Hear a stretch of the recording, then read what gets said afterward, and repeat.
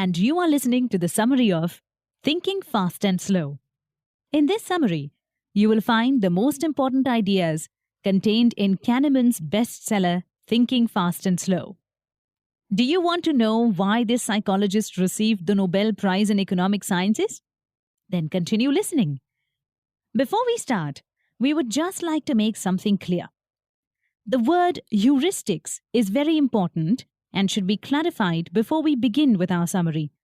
Although it looks a bit daunting, it's actually pretty simple. Heuristics are rules and mental shortcuts people use to process information more efficiently. They're like a set of presumptions that usually lead to good predictions. The most important idea that you will be able to draw from this book is the fact that the human intellect has two modes of functioning. The first is fast and intuitive, but sometimes irrational and hasty. On the other hand, the second mode is rational, slow, calculative, and prudent. The point of this book is not to downgrade one mode and praise the other. Rather, the goal is to point out the good as well as bad sides of each mode of functioning. Let's start with the rational side. One may be too quick to make conclusions and say that the rational side is always superior to the intuitive side. However, this is not always the case. The exact and detailed differences are better explained later in the text, but for now, it can be mentioned that the intuitive side saves our energy in everyday routine situations where there isn't much need to employ the slow and calculative mode of functioning. Of course, sometimes we need to just sit down and think carefully about a problem. These are situations in which we employ our rational thinking. Finally, the rational, slow half, and the intuitive, fast one aren't necessarily rivals. They often work together.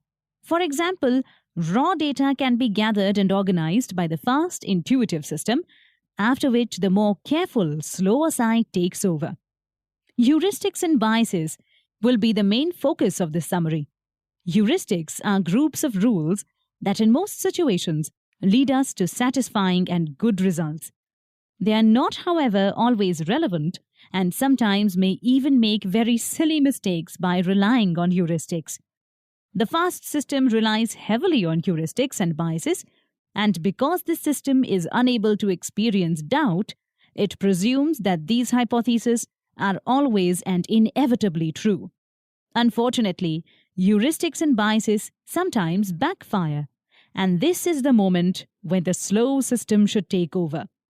This book will help you to recognize these situations when usual presumptions are no longer working and when slower, deeper processing is needed. Fast and slow thinking. Anchoring is a type of heuristic that we employ when we have a certain referent point. For example, when someone asks you, "Did Nelson Mandela spend more or less than 30 years in prison?" You may say, "I don't know," and give some random answer.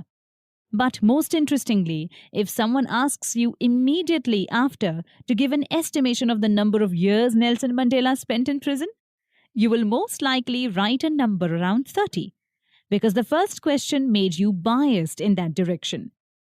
Now, everything works well when anchors aren't set randomly.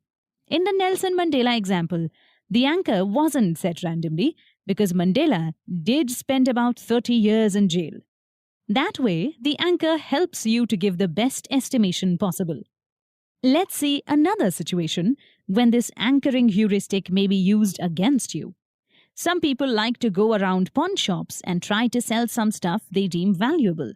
Steve, for example, did this often and sometimes brought home significant amounts of money. However, this time, he stumbled upon a very greedy pawnshop owner, a genius in haggling. Steve brought some item that looked almost trivial, like some trifle you usually find in the attic. It was a little figurine of a soldier. It looked interesting, and Steve wanted to see if he could get a few dollars for it. So he brought it in the pawn shop and started arranging the price. Out of the blue, the owner asked him, "What do you think does this little figurine cost? More or less than $25? Steve was intrigued and jokingly said that it must cost more than $25. The owner didn't respond to this reply and just asked him how much he was requesting for the little toy. Steve was a little taken aback, but he just mumbled something like $30. The owner gave it to him without trying to lower it a bit or anything. This looked a bit suspicious, but Steve just took the money and got out. The next day, he saw the same toy in the shop with the price $200. It became obvious to him that the owner tricked him into believing that the real price of the toy was around $25, and this deceitful anchor ultimately fooled Steve. Availability works by the rule. If you can think of it, it must be important. Like any other heuristic on which the FAST system relies, most of the time the heuristic of availability is very useful. For example, when somebody asks you, "What's the biggest city in Europe?" you may instantly say London, not because you know for sure that it is the biggest city in Europe, but just because it first came to your mind. And you wouldn't be too far away, because London is the second biggest city in Europe after Moscow. This is a situation when the availability heuristic works in your favor. On the other hand, there are numerous examples of this heuristic catching people off guard and rushing them into unnecessary and irrational conclusions. Large plane crashes are one of the most shocking and media-covered events in the world. For days and weeks after this kind of catastrophe, the news is still full of reports about these kinds of events. And when you ask people, especially the ones who regularly watch news and reports about the possibilities of car crashes and plane crashes, people tend to underestimate the possibility of a car crash happening and overestimate that of a plane crash. This is because pictures of plane crashes are more readily available in their memories, and it is much easier to retrieve these images than those of car crashes, even though car crashes are much more common and deadly. The sunk cost fallacy is, simply put, a situation when people continue to invest in a failed asset, even though it is obvious that even the first investment was irrational and that every subsequent one is sheer lunacy. However, often otherwise very sane people do this in order to avoid feeling regret and like they have made a mistake. This is, of course, a way to salvage a little bit of pride and to keep their ego intact. There is something called the Concorde fallacy, after the real-life situation that happened around the then revolutionary model of airplane Concorde, the joint project of the UK and French governments. Both governments continued investing in the project even after it became obvious that its economic sustainability was null and that no one wanted to use Concorde airplanes because they were so unsafe. However, because even the initial investments in the project were astronomical, it was almost impossible for high officials to admit their failure and abort the project altogether. Framing is one of the most interesting heuristics and biases, and the one widely employed by news agencies and media magnates. One of the best examples of framing is when we slightly alter a question to emphasize and attenuate what we want. For example, people will respond very differently to these two essentially identical questions. 1. Would you consent to a medical procedure that had a 90% chance of survival? 2. Would you consent to a medical procedure that had a 10% chance of death? When we use the first way of asking the same question, we make the listener focus on the good side. Because of this, when we ask people if they would accept an operation that has a 90% chance of success, they are more likely to accept. On the other hand, with a second question, we emphasize the bad side, the mortality rate. This way, people become focused on negative characteristics and are thus more likely to reject the operation. In short, the way we ask questions is very important and can alter the response we are going to get. Let's take another example. Chris loved to go to parties, but he was a bit skeptical before going anywhere because he wanted to get the most of it. His friends found it a bit difficult to coax him into going with them, but eventually the solution occurred to them. They simply asked him to go to the club with them and talked about how they had so much fun the last time they went out. They chose not to talk about the bad things that happened to them. Optimism and loss of aversion, overconfidence, as we have already explained, is closely linked with the sunk cost fallacy.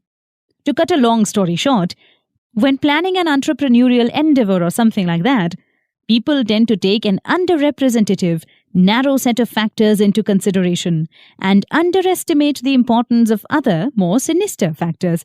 Furthermore, random events are almost always omitted in the planning phase, which only exacerbates an already bad situation. As already implied, the sunk cost fallacy and overconfidence are very close phenomena. More specifically, overconfidence can lead to the sunk cost fallacy. Let's use the Concorde example once again. One of the most important features of overconfidence is overestimating the likelihood of beneficial events and underestimating that of bad events happening. It is possible that the designers of Concorde made this kind of mistake prior to making the sunk cost fallacy mistake. For example, it is possible that Concorde designers were overwhelmed by the possibilities of their new plane. It was exceptionally fast. It could get you anywhere on Earth in a matter of hours. It was luxurious. It could achieve twice the speed of sound, etc. On the other hand, possibilities of bad events were underestimated. Safety issues and the amount of demand were both neglected, which ultimately led to utter failure. And then, instead of admitting their overconfidence, the manufacturers plunged into an even worse mistake, and they continued to invest in an asset that had already failed. Affective forecasting is a pretty complex phenomenon. Simply put, affective forecasting happens when we try to predict the way we feel in the future. However, there are numerous ways we make mistakes in these predictions, and in this chapter, we will mention some of them. Impact bias is best seen in the planning of vacations. We are all euphoric before going on our well-deserved break from work, partly because we have an idealized representation of what a good vacation should look like, and partly because we are very happy because we don't have to work for quite some time. We overestimate the happiness we are going to feel. This is one of the most important factors that causes disappointments and unfulfilled expectations.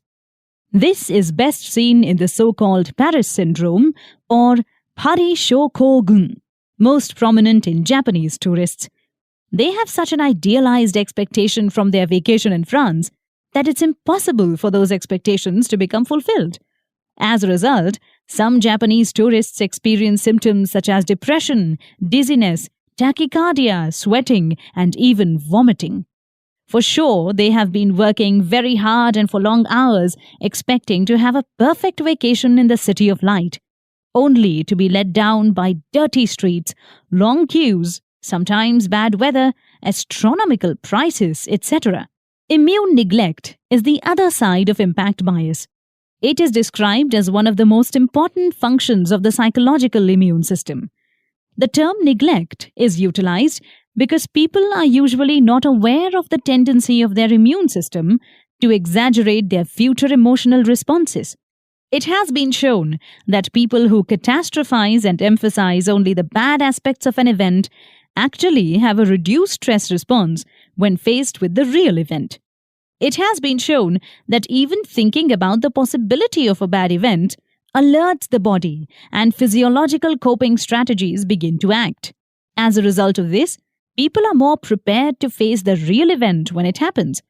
So a judgment that is actually wrong alerts our psychological immune system and sometimes saves us from a lot of trouble.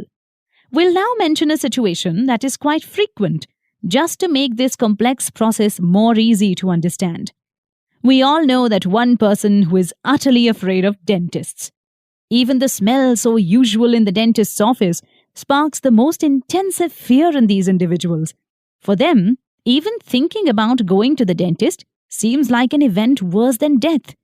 They ponder the worst possibilities. What if something goes wrong? What if I get an infection? What if a dentist makes a mistake? This list could go on and on. However, if these individuals actually summon the courage to go and sort their dental problem out, they may realize in the midst of their dental procedure that they were silly in their estimations and that it actually isn't that bad. This is because their expectation prepared them for the worst.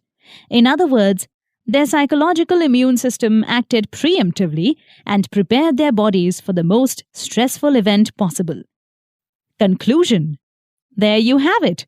The most important ideas from Kahneman's book, Thinking Fast and Slow, were extracted and nicely exemplified. Here are some of the most important things you could learn with this summary. 1.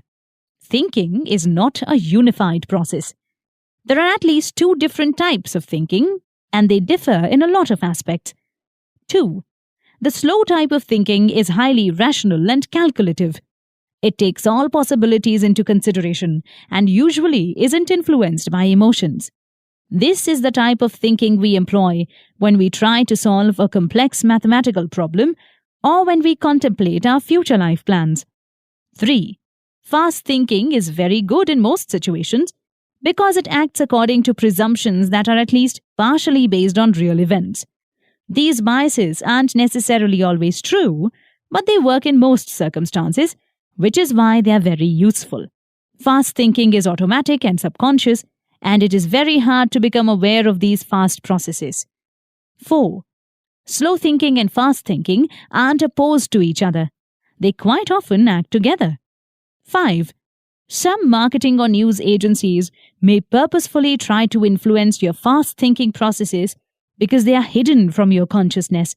However, you can relatively easily detect these attempts if you hold some of the tips mentioned in this text in mind.